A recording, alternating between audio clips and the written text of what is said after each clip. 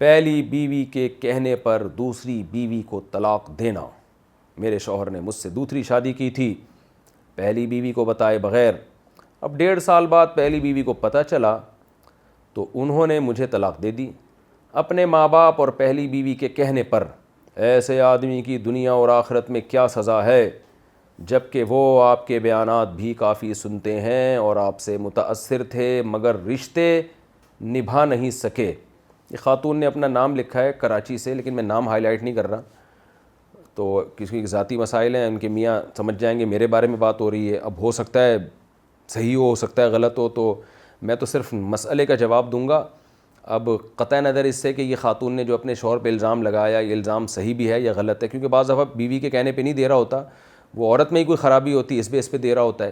اور بعض دفعہ واقعی بیوی کے کہنے پہ دے رہا ہوتا ہے۔ تو قطع نظر اس سے کہ جو مسئلہ انہوں نے پوچھا ہے وہ حقیقت میں ہے یا نہیں ہے، میں تو جو پوچھا گیا اس کا جواب دے سکتا ہوں کہ یہ جو محترمہ نے پوچھا ہے کراچی سے کہ میرے شوہر نے مجھ سے دوسری شادی کی پہلی بیوی کو بتائے بغیر، اب پہلی بیوی نے دباؤ ڈالا اور اس کے کہنے پر مجھے طلاق دے دی، تو محترمہ اگر واقعی آپ کے شوہر نے ایسا کیا ہے تو آپ کے شوہر نے بہت بری حرکت کی ہے، اور یہ بہت سارے کیسز میرے سامنے آ چکے ہیں۔ شادی کا دم ہوتا نہیں ہے، جب پکڑے جاتے ہیں تو دباؤ میں آ کے دوسری کو چھوڑ دیتے ہیں۔ میں اکثر بیانات میں ایک بات کہتا ہوں کہ بسوں کے پیچھے کراچی میں لکھا ہوتا ہے تپڑ ہے تو پاس کر ورنہ برداشت کر۔ یہ میں نے بہت دفعہ دیکھا تھا ٹرکوں پہ، بسوں پہ، بچپن میں ہم جب جاتے تھے بائک میں بسوں کے پیچھے لکھا ہوتا تھا، اس وقت اس کا مطلب سمجھ میں نہیں آتا تھا کہ کیا لکھا ہوا ہے، تپڑ ہے تو پاس کر ورنہ برداشت کر۔ آج اس کا مطلب سمجھ میں آ رہا ہے، جب دوسری شادی لوگ کرتے ہیں اور وہ دباؤ میں آ کے طلاق دے دیتے ہیں، ان کو میں کہتا ہوں بھائی تپڑ نہیں تھا تو آپ کو اس عمل سے گزرنا ہی نہیں چاہیے تھا۔ جب میرے پاس کوئی آتا ہے نا دوسری شادی کرنا چاہتا ہوں، میں اسے کہتا ہوں آپ میں دم ہے، حوصلہ ہے یا نہیں ہے؟ تو جب دم نہیں تھا تو آپ نے کیوں ایک لڑکی کی طلاق کا دھبا جب عورت پہ لگتا ہے تو وہ تو ایک اس کی دوبارہ شادی ایک بہت بڑی ٹینشن کا کام بن جاتا ہے۔ اپنی بیٹیاں اپنی بہنوں کو سامنے رکھ کے سوچا کریں نا۔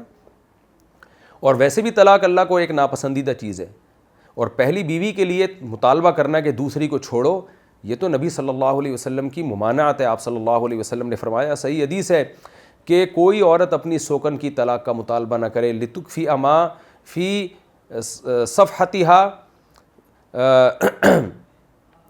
لتکفی ما فی صفحتها، تاکہ اس کے برتن میں جو کچھ ہے وہ اپنے پاس انڈیل لے، او کما قال صلی اللہ علیہ وسلم۔ یعنی کیا مطلب؟ فإن لها ما قدر لها، اس طرح کے حدیث کے الفاظ ہیں، اس لیے کہ پہلی بیوی کے مقدر میں شوہر کے رزق سے، اس کی محبت سے جو کچھ لکھا ہوا ہے وہ اس کو مل کے رہے گا، دوسری کے آنے سے اس کی روزی میں کمی نہیں آئے گی، اس کو جو مقدر ہے وہ مل کے رہے گا۔ تو عورتیں طلاق دلوا دیتی ہیں سوکن کو اس لیے کہ شوہر سے ہمیں ٹائم زیادہ چاہیے، شوہر کی آمدن ڈیوائیڈ نہ ہو جائے۔ تو آپ صلی اللہ علیہ وسلم نے فرمایا عورت کو چاہیے اپنے سوکن کو طلاق نہ کروائے، تاکہ سوکن کے بھی سارے حقوق یہ خود لے لے۔ آپ نے فرمایا ایسا نہ کرے اس لیے کہ اس کا کوئی فائدہ نہیں ہے، اس لیے کہ اس پہلی بیوی کے مقدر میں جو شوہر کی محبت، روزی اور ٹائم لکھا ہوا ہے یہ بہرحال اس کو مل کے رہے گا، چاہے وہ دوسری کو چھوڑے یا نہ چھوڑے۔ تو یہ عبث کام اور ایک گناہ اپنے ذمہ لازم ہو گیا، اس لیے کہ طلاق دلوانا تو شریعت میں بہت، یعنی کسی کے درمیان طلاقیں دلوا دینا یہ کوئی اچھا کام تو نہیں ہے شریعت کی نظر میں۔ تو نبی صلی اللہ علیہ وسلم نے سوکن کو بھی منع کیا کہ سوکن کو طلاق نہ دلوائے، اور دوسری بات نبی صلی اللہ علیہ وسلم نے بذات خود طلاق کو پسند بھی نہیں کیا ہے۔ اور ویسے بھی معاشرے میں جس چیز کے بہت برے اثرات پڑ رہے ہوں تو شریعت اس کی کبھی بھی حوصلہ افزائی نہیں کر سکتی۔ تو ایک بے گناہ عورت ہے، آپ نے اس سے شادی کر لی، وہ نہ کرتے تو اچھا تھا، اس لیے کہ جب نہ کرتے تو کوئی بھی کر لیتا۔ اب طلاق کا دھبا لگنے کے بعد لوگوں کے دماغ میں 10 قسم کے وسوسے آتے ہیں، پتہ نہیں یار اس کے میاں نے اس کو چھوڑا کیوں تھا، لوگ خود اب شادی کرنے میں 100 دفعہ سوچتے ہیں، تو پھر عورت کے بھی جذبات ہوتے ہیں، اس کو شوہر کی یادیں وابستہ ہو جاتی ہیں، تو یہ ساری چیزیں ہوتی ہیں۔ اس لیے بھائی 4 شادیاں آپ ضرور کریں، لیکن عدل کے ساتھ، انصاف کے ساتھ، اور دم ہے تو کریں، نہیں تو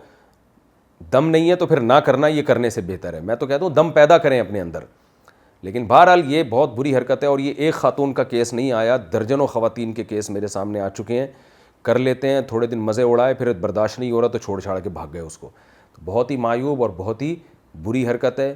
اور یہ سوچنا چاہیے آپ کی بیٹی بہن کے ساتھ کوئی یہ حرکت کرے تو آپ کے بہنوئی کے بارے میں کیا جذبات ہوں گے۔ نبی نے فرمایا جو دوسروں کے لیے جو چیز پسند نہیں کرتے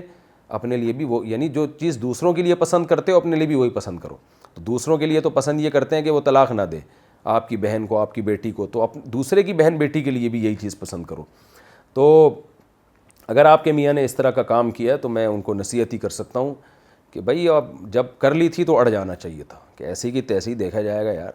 کیا ہے, موسٹ وانٹیڈ بن جائیں گے, بائک کے پیچھے لکھ لیے گا موسٹ وانٹیڈ, تو کیا ہوگا, سسرال کیا کر لے گا آپ کا. بعض لوگ کہتے ہیں سسرال جان سے مار دے گا. بھائی جان سے کیوں مارے گا, وہ بہنوئی کی شرکت برداشت نہیں کر رہے, پورا ہی بہنوئی مارکیٹ سے شارٹ ہو جائے, بہن بیوہ ہو جائے, کیسے برداشت کریں گے, تو بڑے بیوقوف ہوں گے.